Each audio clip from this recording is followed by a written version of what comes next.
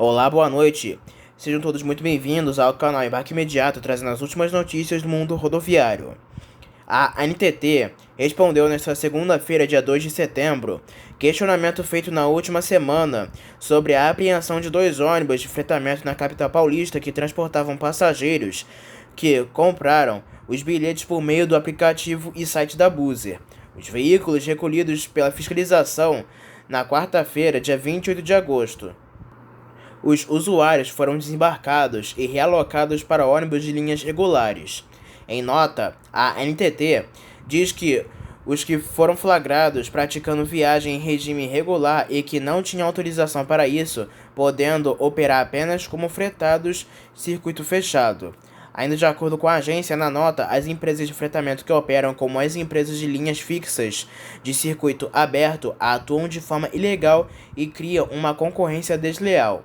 O aplicativo Buser, por sua vez, contesta a ANTT e citou uma decisão de janeiro de 2023, que, em seu entendimento, proíbe apreensões. Enquanto há posicionamentos diferentes na justiça e uma guerra de narrativas entre a Buser, empresas e órgãos reguladores, o STF, que poderia dar um fim à discussão, ainda não tomou decisão que criará entendimento unificado nos tribunais. Imagens que estão sendo compartilhadas nas redes sociais mostram um guincho a serviço da ANTT que, pela gravação, apresenta sérios problemas de conservação que podem comprometer a segurança de motoristas, pedestres e até animais nos deslocamentos do caminhão, que reboca veículos de grande peso e dimensão, como ônibus e outros caminhões. O veículo foi filmado no último dia 24 de agosto, durante uma ação de fiscalização e apreensão em Taguatinga, no Distrito Federal. No momento em que o vídeo foi gravado, o guincho estava acoplado em um ônibus de grande porte de 2 andares da empresa Real Sul. O caminhão tem vários pneus carecas, tanto na frente como atrás. A cabine do guincho apresenta vários pontos de ferrugem profunda.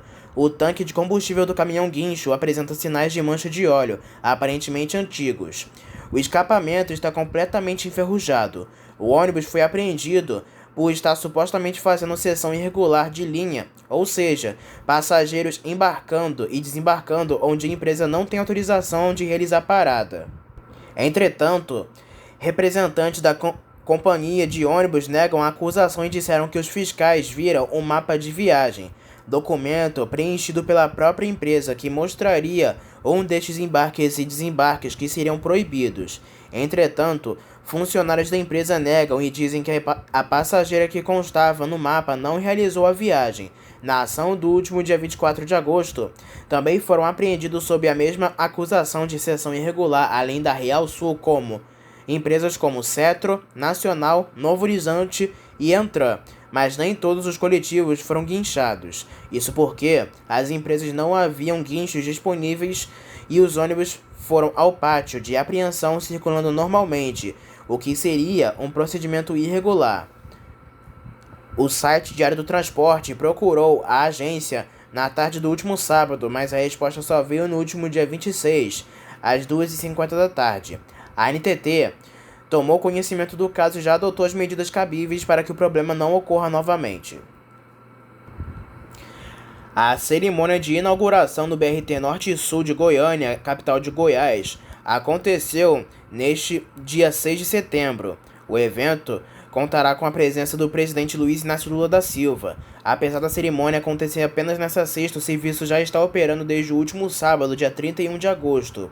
O sistema entrou em operação às 4h30 da manhã, com 5 linhas exclusivas para o modal. Ao todo, os 60 veículos de 14 metros de cada estão operando desde o último sábado. Todos são equipados com portas em ambos os lados e ar-condicionado. A construção do BRT Norte e Sul começou em 2015 e tinha previsão de entrega para 2019. No entanto, diversas interrupções fizeram com que a inauguração sofresse atrasos. Apenas a Prefeitura de Goiânia investiu 319 milhões de reais no projeto. A previsão é de que sejam realizadas 1,2 milhão de viagens por mês no corredor, que possui 29,6 km de extensão e liga o terminal Recanto do Bosque, no noroeste da capital Goiânia, até Aparecida de Goiânia. O valor da tarifa é o mesmo do transporte coletivo comum, de R$ 4,30. Um consórcio entre a Prefeitura da capital e o governo do estado permitiu a manutenção do valor.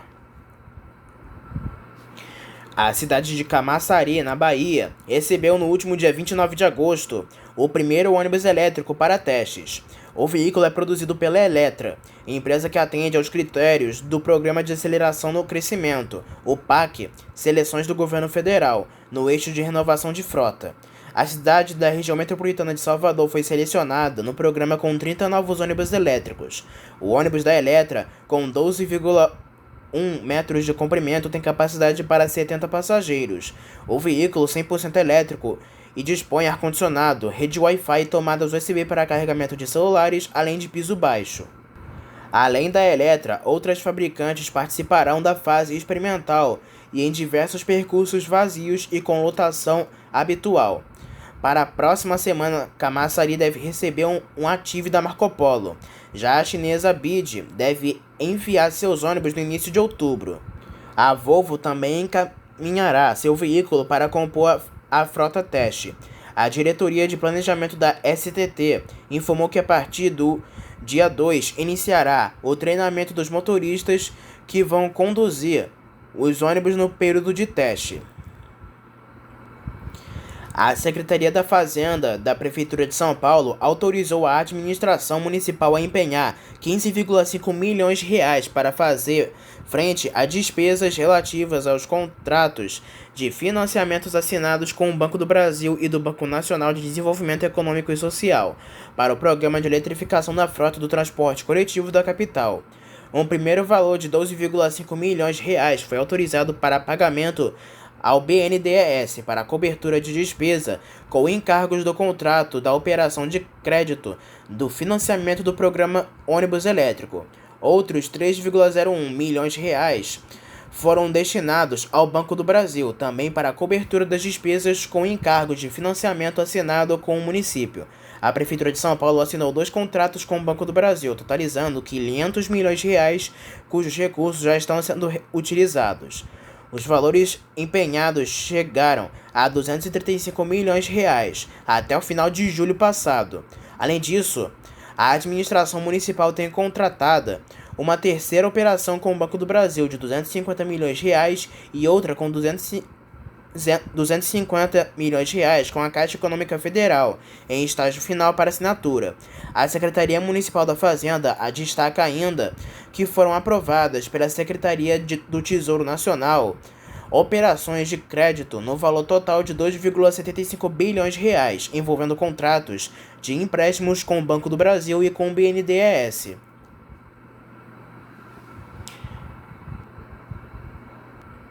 Nesta segunda-feira, dia 2 de setembro, foi informado que o prefeito de Osasco, na Grande São Paulo, Rogério Lins, anunciou que a partir do dia 17 deste mês, 2 ônibus elétricos vão ser testados em trajetos de linhas da cidade. Um deles chamou a atenção por ser inédito. Trata-se de um veículo com carroceria modelo Apache VIP 5 da Caio, habitualmente usado para chassis com motores dianteiros a diesel. A Caio comercializa no mercado brasileiro o E-Millennium para chassis elétricos, semelhante ao Millennium, na versão diesel. O modelo apresentado pelo prefeito é uma eletrificação. O chassi é da Volkswagen, um 17230 com suspensão AA, a mesma plataforma usada para os ônibus urbanos a diesel com motor dianteiro. A tecnologia é da empresa Plug-in Mobility, que atua na conversão de ônibus e caminhões a diesel para elétricos. Assim, o ônibus é piso alto, com degraus para acesso nas portas. O veículo tem 12,1 metros de comprimento. Trata-se de um kit preparado para plataformas Volkswagen. O ar-condicionado é da empresa SOG GZ. O ônibus tem 3 portas e segue o padrão da MTU, da Grande São Paulo, com 38 pessoas sentadas, mais espaço para cadeira de rodas. A acessibilidade é por elevador. A Prefeitura de Belém anunciou o início da operação na primeira linha de ônibus elétricos do sistema BRT. A nova linha, que começou a circular recentemente, conecta de forma expressa os terminais Mangueirão e São Brás. Este marco ocorre apenas 2 meses após a apresentação oficial dos primeiros 5 veículos elétricos, que ocorreu no dia 2 de julho. Os novos ônibus são equipados com ar-condicionado, Wi-Fi e uma série de outras comodidades que prometem melhorar a experiência dos passageiros. Os operadores estão passando por treinamentos específicos para lidar com as novas tecnologias, incluindo a regeneração de energia durante a frenagem e em trechos de declive. Os coletivos elétricos se destacam por sua eficiência econômica e ambiental, com manutenção de até 60% mais barata do que os modelos movidos a diesel. Esses veículos também oferecem maior durabilidade e menor impacto ambiental. Equipados com freios regenerativos, eles podem aumentar sua autonomia em até 30%, o que contribui para uma operação mais econômica e sustentável. Atualmente, 5 pontos de recarga estão sendo instalados no terminal Mangueirão. Cada ponto possui 2 conectores, permitindo que até 2 ônibus sejam recarregados simultaneamente. Com uma autonomia de 270 km, mesmo com o ar-condicionado ligado, esses veículos conseguem operar de forma eficaz ao longo do dia. Além disso, o tempo de recarga completo é de menos de 3 horas. A operação dos ônibus elétricos em Belém enfrentou um atraso devido a uma medida cautelar emitida pelo TCM do Paraná.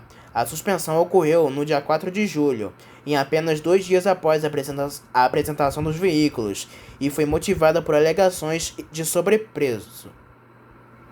No entanto, a Prefeitura, através da Superintendência Executiva de Mobilidade Urbana, conseguiu comprovar a legalidade do processo de aquisição e circulação dos ônibus. Em resposta às questões levantadas pelo TCM do Pará, a CEMOB apresentou no dia 21 de agosto o projeto piloto da operação dos ônibus elétricos, detalhando todas as informações operacionais do serviço.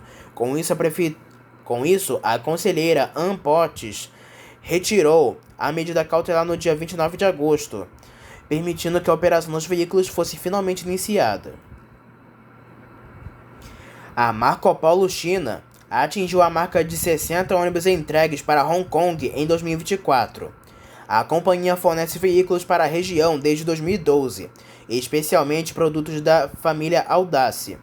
No total, já são quase 700 unidades comercializadas para o país asiático. A fábrica da China está apta para a produção seriada de diversas soluções desenvolvidas pela Marco Polo, e isso é possível graças aos investimentos contínuos que realizamos em inovação e tecnologia, tanto no país como nas demais operações da companhia, afirma José Luiz Moraes Goes, diretor de operações internacionais e comercial ao mercado externo da Marco Polo. Atualmente, são oferecidos ao mercado de Hong Kong 6 opções de marcas de chassis diferentes, incluindo europeias e chinesas. A Infraero concluiu nesta sexta-feira, dia 30 de agosto, a licitação para a compra de ônibus elétricos que vão transportar aos passageiros no trajeto entre as áreas de embarque e desembarque e as aeronaves. São 8 coletivos que devem ser entregues no aeroporto Santos Dumont, no Rio de Janeiro. A disputa também envolveu o fornecimento de estações para recarga de baterias. É a primeira licitação da empresa federal para a compra de ônibus elétricos. A Marco Polo de Caxias do Sul, no Rio Grande do Sul, venceu a disputa para os 2 lotes de veículos, que totalizam 8 ônibus. Todos serão do modelo Active Integral. Um lote é de 4 ônibus do tipo padrão, de piso baixo com capacidade mínima para 62 passageiros. Este veículo tem aproximadamente 12,6 metros de comprimento. O lance foi de 9,8 milhões de reais. O outro lote é formado por 4 ônibus maiores, com capacidade para 83 passageiros, também do tipo padrão com piso baixo. Esta configuração tem dimensão aproximada de 13,5 metros de comprimento. O lote foi arrematado para 11,9 milhões de reais. Já o terceiro lote, para as estações de recarga, foi vencido pela Nansen, instrumentos de precisão limitada. São 6 estações ao custo de 2,8 milhões de reais. O lote contempla também quadros de tensão, isoladores, cabeamento, disjuntores e pontos de estacionamento dos ônibus. Assim, a compra ficou em aproximadamente 24,5 milhões de reais. A licitação foi por menor preço. De acordo com o edital, o prazo de entrega é de 150 dias a partir da assinatura da ordem de serviço. Foi aberto o prazo de 5 dias para eventuais impugnações, e a disputa exigiu ônibus com baterias de capacidade para operar 100 km com única carga, somado o tempo de espera com ar-condicionado ligado por 8 horas por dia. O chassi deverá possuir suspensão do tipo pneumática em todos os eixos. A altura máxima deve ser de 3,7 metros e a altura interior deve ser no mínimo 2,1 metros, de acordo com o edital. Os dois modelos de ônibus devem ter 3 portas ao lado direito e vão no mínimo de 1,10 metros de altura e de 1,90 metros. A Aviação Osasco anunciou sua participação na 20ª edição do Bus Brasil Fest, que será realizado no dia 23 de novembro de 2024 no ginásio Poliesportivo José Corrêa, em Barueri, em São Paulo. O festival reúne entusiastas e profissionais no setor e destaca-se por exibir uma variedade de ônibus, desde modelos históricos até as mais recentes inovações tecnológicas. Este ano, a atração principal da Aviação Osasco será o Caio Gabriela 2, um veículo que se tornou um verdadeiro símbolo do evento. Instaurado pela empresa em 2018, o Caio Gabriela 2 fez sua estreia no Bus Brasil Fest durante a 12ª edição. A relação da Aviação Osasco com o Bus Brasil Fest teve início em 2017, na 11ª edição do evento. Naquele ano, a empresa celebrou 40 anos da EMTU, apresentando 2 ônibus modernos, o Millennium 2 e o Millennium BRT-MD. A participação na Aviação Osasco despertou interesse especial dos diretores em relação à previsão de ônibus antigos, especialmente ao observarem os veículos restaurados por outras empresas participantes. Foi esse interesse que motivou a restauração do Caio Gabriela 2, que anteriormente era utilizado como ônibus de apoio para manutenção. O Bus Brasil Fest permite que os visitantes explorem a evolução dos ônibus ao longo das décadas. O evento oferece a oportunidade de comparar as tecnologias do passado com as inovações atuais e futuras, destacando os investimentos contínuos para aprimorar a segurança e o conforto dos habitantes dos ambientes de trabalho no setor de transporte coletivo. Agora falamos sobre as últimas ocorrências do mundo rodoviário. Um motociclista de 48 anos morreu na madrugada deste domingo, dia 25 de agosto, após uma colisão com um ônibus de excursão na BR-343, em Luiz Correia, no litoral do Piauí. O acidente ocorreu por volta de 4h20 da manhã e foi do tipo colisão transversal, segundo informações da PRF. As circunstâncias exatas que levaram ao acidente ainda estão sendo investigadas pelas autoridades. A PRF está apurando os detalhes para determinar as causas que provocaram a colisão que resultou a morte do motociclista. Imagens divulgadas nas redes sociais mostram uma Ferrari de alto valor que colidiu com a traseira de um ônibus da Aviação Cometa na rodovia Castelo Branco, em Boituva, em São Paulo, no dia 24 de agosto. De acordo com a Aviação Cometa, na manhã deste último domingo, um de seus ônibus que fazia o trajeto de São Paulo para Sorocaba foi atingido na traseira por uma Ferrari. Apesar do impacto, não houve feridos dentro do ônibus e os 25 passageiros foram transferidos para outro veículo para seguir viagem. A empresa declarou que está à disposição das autoridades para quaisquer esclarecimentos. Os 25 passageiros do coletivo seguiram viagem em outro veículo em segurança. Um acidente foi evitado na tarde do último dia 24 de agosto no bairro Icaraí, na zona sul de Niterói, graças à ação rápida de um motorista de ônibus da Aviação Penotiba. O condutor que dirigiu o coletivo em direção à praia passou mal enquanto estava ao volante, levando o veículo a colidir com a mureta de proteção do rio Ares Parreiras. Segundo testemunhas, o ônibus começou a desviar de sua rota original, indo em direção ao rio. O motorista conseguiu evitar que o coletivo caísse no rio, chocando contra a mureta de proteção e derrubando parte da estrutura. O corpo de bombeiros foi acionado, com equipes do quartel de Niterói chegando ao local por volta de 5h35 da tarde. Não houveram feridos e a situação foi controlada a tempo. Um incêndio destruiu 4 ônibus dentro da garagem da empresa Arsenal, no bairro Marco, em Belém, na capital do Pará. Na manhã do último dia 26 de agosto, o local do incêndio fica na rua Jabetituteia. Moradores da região dizem que as chamas começaram por volta de 4 da manhã. O Corpo de Bombeiros mobilizou 3 caminhões e 12 militares para atender a ocorrência. As chamas chegaram a atingir uma borracharia dentro da empresa. Os veículos estavam na área de manutenção no momento do incêndio e foram totalmente destruídos pelas chamas. Apesar do susto, não houve feridos ou vítimas fatais. Em nota, a Cetransbel lamentou o caso e informou que está apurando as causas do acidente. Os bombeiros realizarão visita técnica ao local. Na tarde desta segunda-feira, dia 26 de agosto, por volta de 3h10 da tarde, um ônibus da empresa A2 Transportes pegou fogo na rua Rita Matilde Costa 21, no bairro de Pedreira, localizado na zona sul de São Paulo. Em nota, a SP Trans informou que o incêndio ocorreu por conta de uma pane elétrica. Não houveram feridos. O coletivo possui o prefixo 6869 e atende a linha 501510 Jardim São Jorge ao metrô Jabaquara. O Corpo de Bombeiros informou que 6 viaturas atenderam a ocorrência. A empresa A2 Transportes comunicou que aguarda a perícia e já está adicionando os fabricantes dos ônibus. Um ônibus da Suzantur, em Santo André, foi atacado por um grupo de vândalos na noite desta segunda-feira, dia 26 de agosto, na região da Vila Luzita, em Santo André, na ABC Paulista. De acordo com informações de testemunhas, ao menos 3 jovens que estavam na parte de trás do veículo colocaram fogo nos bancos e, quando o veículo parou pouco antes do terminal do bairro, fugiram. Em seguida, o motorista conseguiu conduzir o veículo até o terminal Vila Luzita, onde funcionários da companhia de transportes conseguiram com extintores controlar as chamas. Entretanto, o interior do ônibus ficou bastante danificado e o retorno às operações vão demorar. Assim, o ato de vandalismo prejudicou a empresa, mas acima de tudo a população, que deixa de contar com o ônibus novo a menos. Isso porque o veículo não tinha sequer um ano de operação. Trata-se de um ônibus com padrão Euro 6 e motorização, que polui 75% menos e que foi inserido na frota em dezembro do ano passado.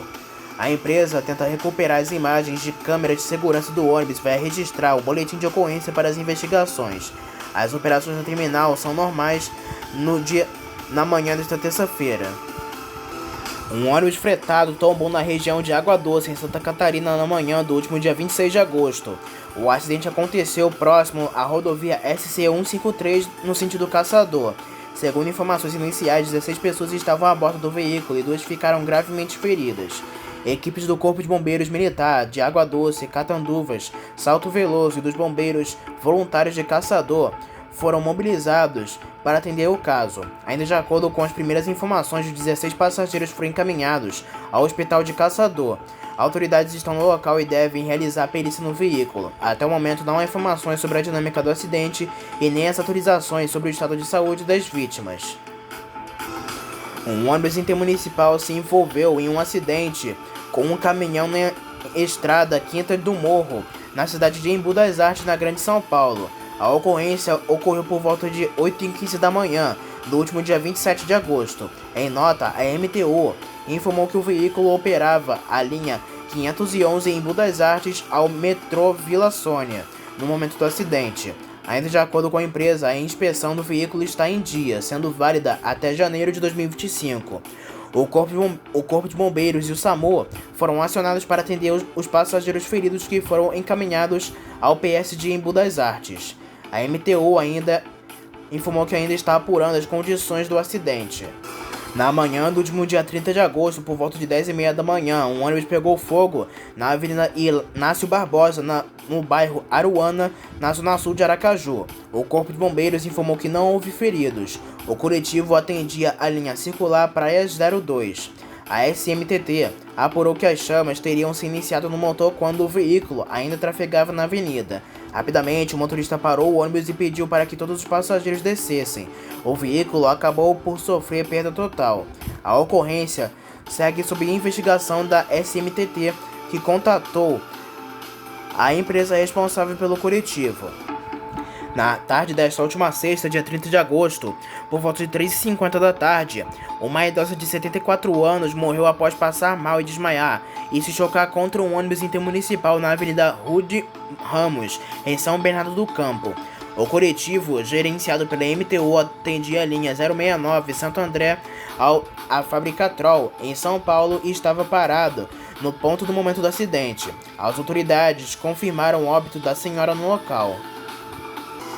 Um ônibus da Autoviação 1001, que tombou por volta de 9h45 da noite deste último sábado, dia 31 de agosto, na rodovia Presidente Dutra, entrada para a rodovia Luiz Henrique Rezende Novaes, a BR-465, nome atual da Estrada Rio de São Paulo. Em Seropédica, cidade da Baixada Fluminense, transportava 46 passageiros, além do motorista, e voltava de Aparecida, no interior de São Paulo. A maior parte das vítimas era formada por fiéis da paróquia dos Santos Anjos, que fica no Leblon, na capital fluminense. As informações são da PRF. Cerca de 30 pessoas tiveram de ser hospitalizadas, sendo 8 com ferimentos moderados e mais de 20 sem gravidade. A maior parte das vítimas foi encaminhada para o Hospital Geral de Nova Iguaçu.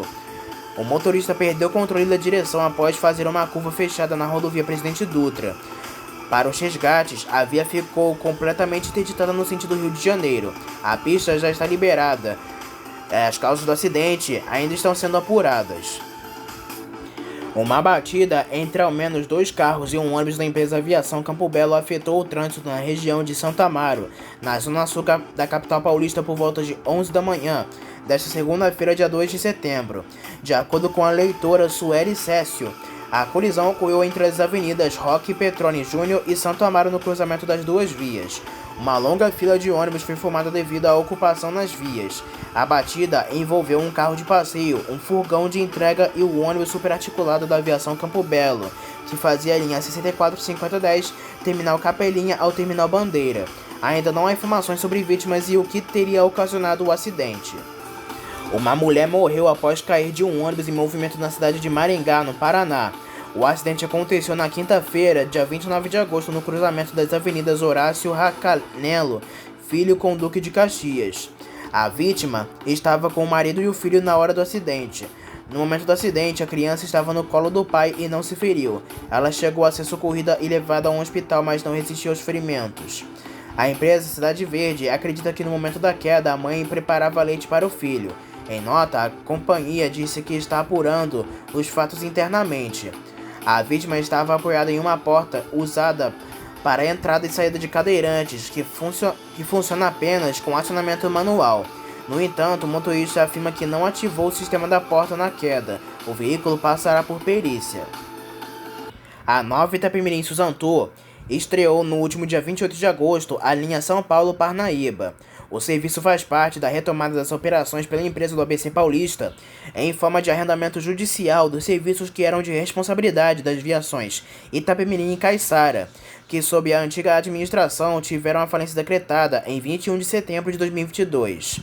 De acordo com a empresa, era uma das linhas mais aguardadas pelos passageiros que costumeiramente usavam serviços da aviação Itapemirim e Caiçara. A linha atende a diversas cidades. Desde quando começou, no dia 4 de março de 2023, a operar em forma de arrendamento as linhas interestaduais de ônibus que eram de responsabilidade da Itapemirim e Caiçara, a Suzantur, empresa de Santo André na ABC Paulista, que usa a marca Nova Itapemirim, já transportou cerca de 1 milhão de passageiros, dos quais 100 mil foram gratuidades.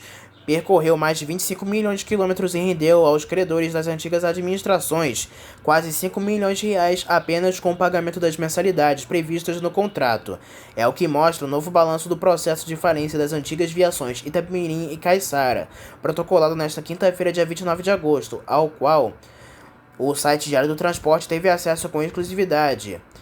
A peça processual também diz que uma nova decisão impede a operação das empresas do Grupo Comporte em linhas que eram autorizadas ao Grupo Itapemirim. Segundo o documento, desde a mais recente apresentação dos resultados do arrendamento em julho de 2024, o desempenho da empresa cresceu 300% nas retomadas das linhas. A defesa da empresa diz que hoje a operação emprega diretamente em posições fixas 627 pessoas, das quais 413 são motoristas. Isso significa que a operação do contrato de arrendamento impacta 1.800 pessoas. das famílias dos funcionários. Atualmente, com as linhas já iniciadas, já são 73. A operação atende estados do sul ao nordeste, passando pelo centro-oeste e serve mais de 100 cidades. O documento diz que entre 80% e 90% da malha principal da Itapemirim já foram retomadas, e inclusive mais linhas já estão nos planos. O documento traz previsões das datas das próximas linhas a serem retomadas e as linhas que aguardam autorização, incluindo operações do estado do Maranhão. As linhas são Rio de Janeiro-Caicó, com previsão para o dia 2 de setembro, a linha Rio de Janeiro a Patos, na Paraíba, também com operação para o dia 2 de setembro, a linha Rio de Janeiro-Teresina, com operação integrada prevista para o dia 14 de setembro, a linha São Paulo-Picos, via Oiricuri, com operação integrada, com previsão para o dia 18 de setembro, a linha São Paulo-Teresina via Picos, no dia 16 de setembro, e a linha Rio Grande a Alagoa Grande, via para Campina Grande, com operação integrada no dia 16 de setembro.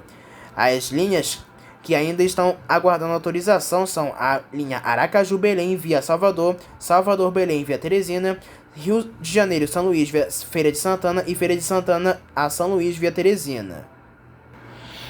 Vereadores da Câmara Municipal do Rio de Janeiro derrubaram em sessão ordinária nesta terça-feira, dia 3 de setembro, veto total do prefeito Eduardo Paes ao projeto da Lei 27A/2013, que garante gratuidade no transporte público para pessoas com doenças crônicas e com deficiências.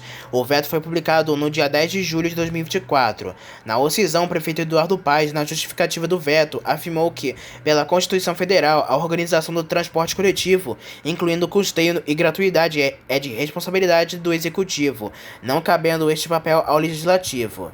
Além disso, de acordo com o prefeito, toda mudança deste tipo requer fonte de custeio para manter o equilíbrio econômico dos contratos com as empresas de transporte. Os vereadores, entretanto, não aceitaram o veto. De acordo com a Câmara Municipal, o projeto segue para promulgação e a Prefeitura terá 90 dias para regulamentar a gratuidade após a publicação da lei. A isenção das tarifas pelo projeto é nos serviços de transporte coletivos de passageiros rodoviários, metroviários, ferroviários, pré-metroviários, pré-ferroviários e aquaviários, mediante a apresentação do passe especial. A proposta destaca que as pessoas com doenças crônicas e com deficiências precisam se deslocar constantemente para fazer tratamentos e acompanhamento médico. Por isso, a importância da lei. Estarão isentas do pagamento pessoas com redução ou ausência de função física, com ausência ou amputação de membro, que possuam deficiência auditiva, com deficiência visual ou que tenham paralisia cerebral. Uma ação do DETRA-RJ no terminal Menezes Cortes flagrou 13 empresas de ônibus recusando o direito à gratuidade Vale Social no último dia 30 de agosto. A fiscalização contou com representantes da Comissão da Pessoa com Deficiência da ALERJ e da Diretoria da Pessoa com Deficiência da OAB-RJ.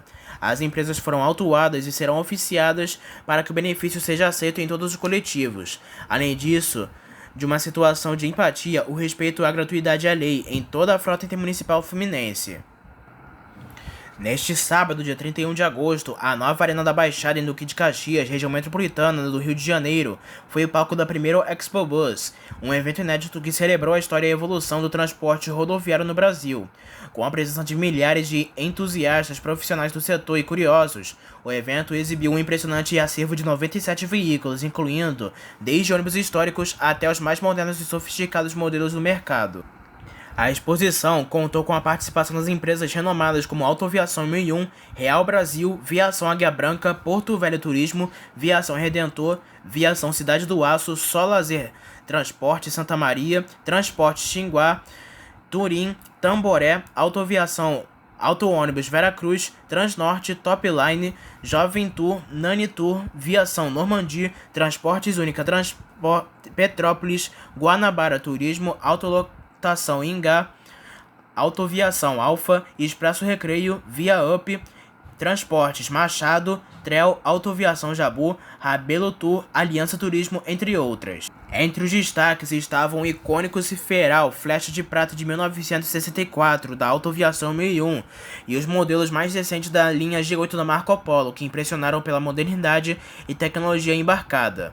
A ExpoBus proporcionou aos visitantes uma verdadeira viagem no tempo, com a exibição de ônibus que marcaram época e veículos que simbolizaram o futuro do transporte rodoviário. O Ciferal Flecha de Prata, por exemplo, despertou a nostalgia dos mais antigos, enquanto os modelos G8 da Marco Polo chamaram atenção pela sofisticação e conforto, mostrando como a indústria automotiva evoluiu ao longo das décadas.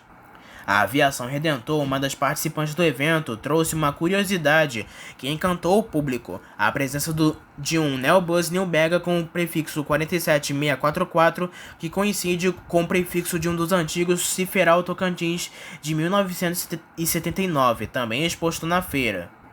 Essa coincidência inusitada entre o prefixo do ônibus moderno e do modelo clássico restaurado, ambos da frota da Redentor, ilustrou de maneira marcante o encontro do passado com o presente.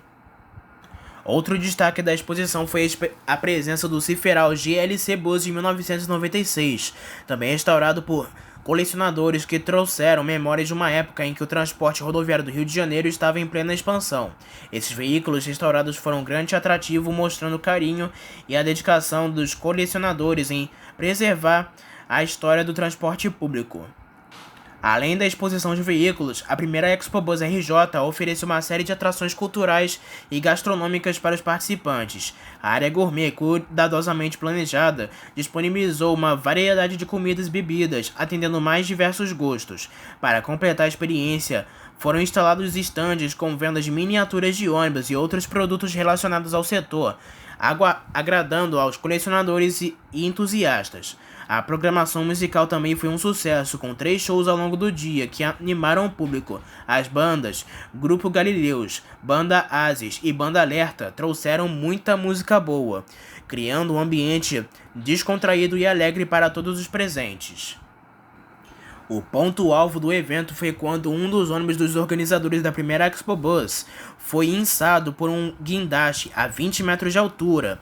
O momento que impressionou a todos foi registrado por dezenas de câmeras e celulares e se tornou rapidamente um dos principais assuntos nas redes sociais.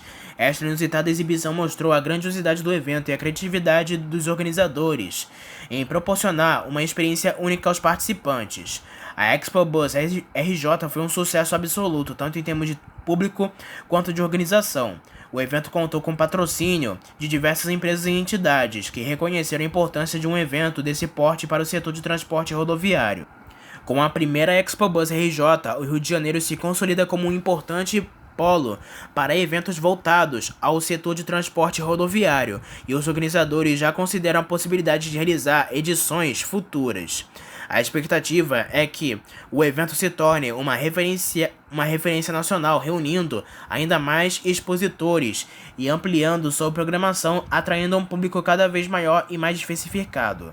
O evento foi realizado pelos irmãos Dales Amaral e Metusalém Amaral da Novix, além de toda a equipe de organização. Há algo de muito especial no Rio Grande do Sul, uma matéria de histórias ricas, tradições que atravessaram gerações e um povo que carrega consigo uma força incomparável. É impossível passar por essas terras sem se encantar com a cultura, a hospitalidade e o orgulho que cada gaúcho tem em sua história. Foi com esse sentimento de respeito e admiração que a Penha decidiu fazer algo especial, uma homenagem ao Rio Grande do Sul. Os novos ônibus cuidadosamente plotados com as cores, símbolos e a alma deste estado foi a forma singela de expressar gratidão a todos os gaúchos que, ao longo dos anos, têm escolhido a Penha como sua companhia de viagem. Estes ônibus não são apenas um meio de transporte, mas representam a celebração de cultura gaúcha que tanto inspira. Cada detalhe foi pensado para honrar a riqueza cultural do estado do Rio Grande do Sul. Do verde dos campos às faixas que lembram as cores da bandeira, estes ônibus são um símbolo de respeito e carinho que a Penha sente por essa terra e seu povo. Ao longo de sua trajetória, a Penha teve o privilégio de levar muitos gaúchos em suas jornadas, seja para rever amigos e familiares, explorar novos destinos ou simplesmente descobrir o mundo além dos pampas. Em cada viagem, e em cada sorriso de chegada, foi possível sentir o calor humano do povo gaúcho, e é com esse sentimento que a nova frota da Penha agora leva por onde for essa homenagem a quem sempre demonstrou companheirismo e acolhimento. E para finalizar, uma última notícia. Com o fim da Veracruz, que operava parte do sistema de transporte coletivo da região metropolitana de Recife, todas as linhas e cerca de 550 funcionários, entre motoristas, mecânicos e fiscais, serão remanejados para outras empresas. É o que garante um acordo firmado entre a empresa, o Sindicato dos Rodoviários de Pernambuco e a Urbana, Sindicato das Empresas de Transporte de Passageiros de Pernambuco, que também determina o pagamento de todas as verbas rescisórias em dia. De acordo com o Ministério Público do Trabalho de Pernambuco, a Veracruz deve formalizar a baixa nas carteiras de trabalho e liberar as chaves para que os trabalhadores recebam o FGTS e possam reivindicar o seguro-desemprego.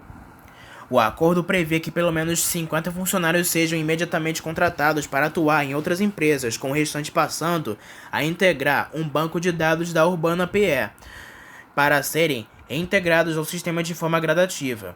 Vale ressaltar que todas as 36 linhas que eram operadas pela Veracruz já foram repassadas para outras concessionárias, com as últimas 11 sendo transferidas no último sábado, dia 31 de agosto, quando a empresa encerrou as atividades.